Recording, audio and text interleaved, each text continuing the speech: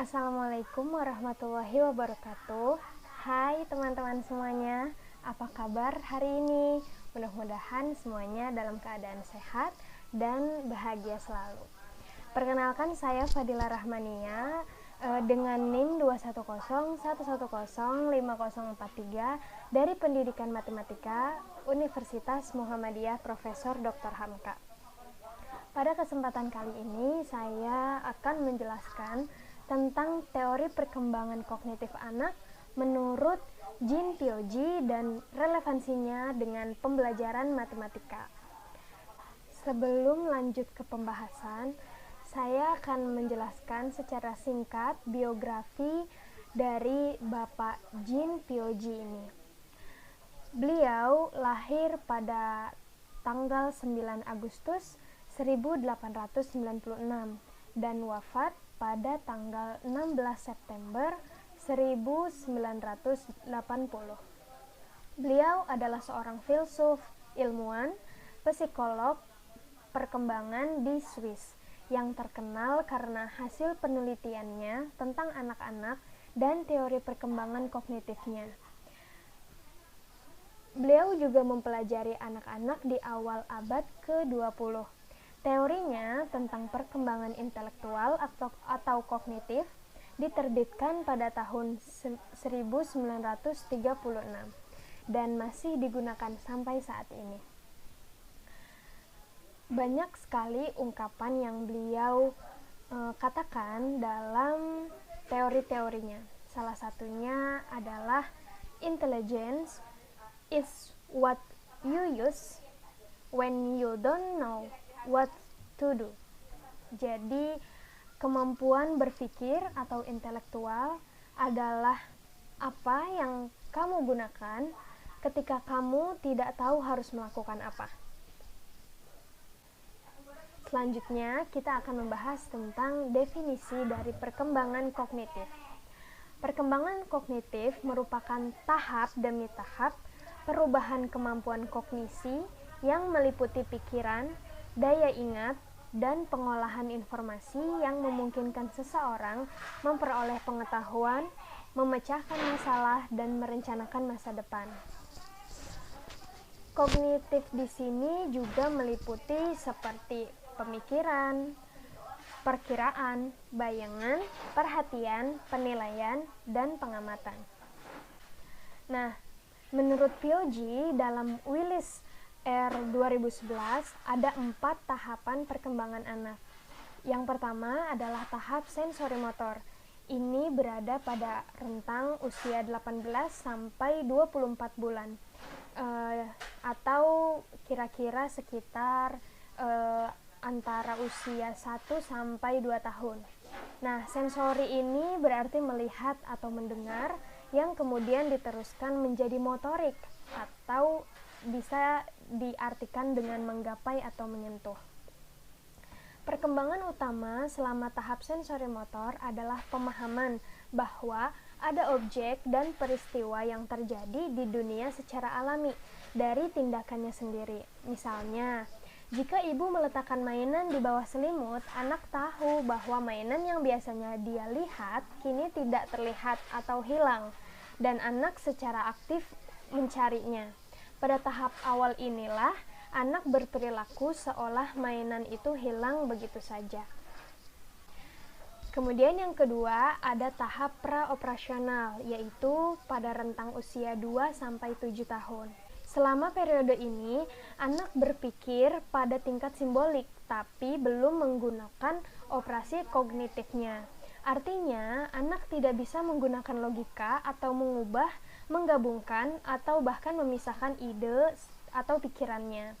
Perkembangan anak terdiri dari membangun pengalaman tentang dunia melalui adaptasi dan bekerja menuju tahap yang konkret, ketika ia bisa menggunakan pemikiran yang logis. Selama akhir tahap ini, anak secara mental bisa merepresentasikan peristiwa dan objek, fungsi semiotik atau tanda, dan terlibat dalam permainan simbolik. Kemudian yang ketiga ada tahap operasional konkret, yaitu pada usia 7-11 tahun. Tahap ini ditandai dengan perkembangan pemikiran yang terorganisir dan rasional. Jadi anak-anak pada usia ini pemikirannya mulai terorganisir, mulai rasional, dan mulai bisa berpikir secara logis.